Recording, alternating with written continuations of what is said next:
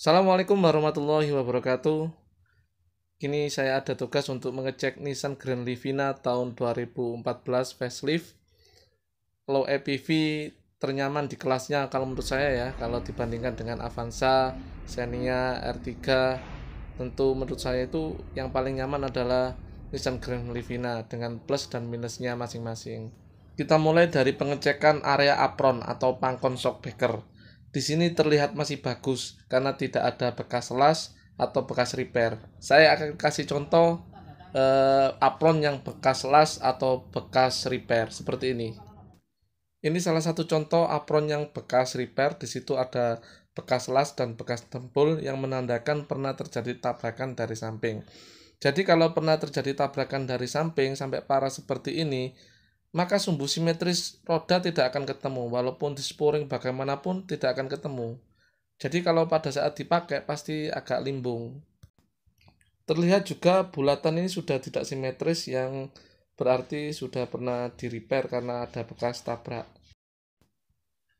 Lanjut kita mengecek area lainnya seperti ini, area bullhead, area vertikal besi, area penyangga radiator, tidak ada bekas repair semua, kondisinya masih normal, besi-besinya juga masih lurus, tidak ada yang keriting atau bengkok bekas di repair.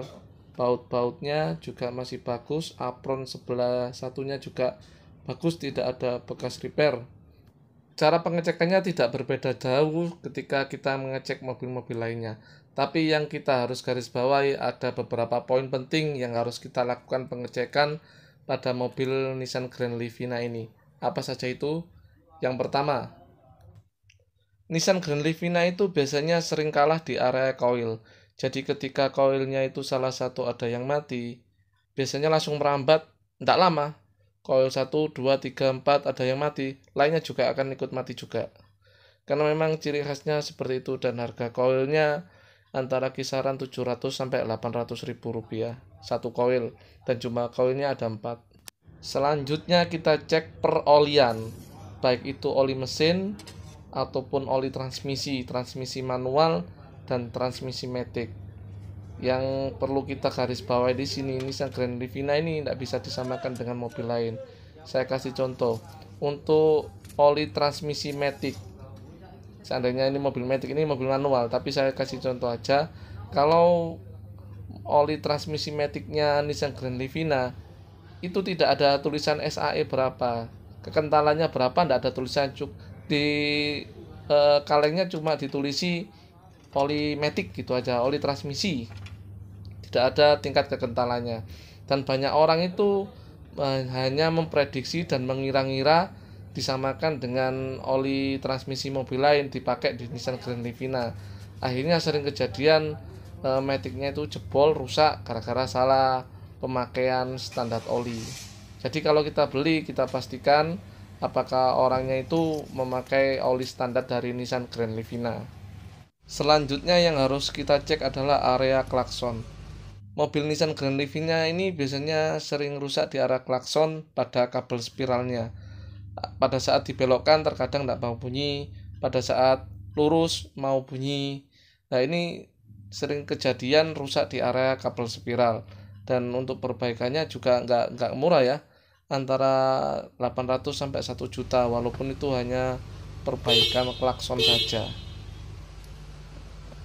Selanjutnya kita cek responsif atau tidaknya power steering dengan cara cukup menggerak-gerakkan setir seperti ini.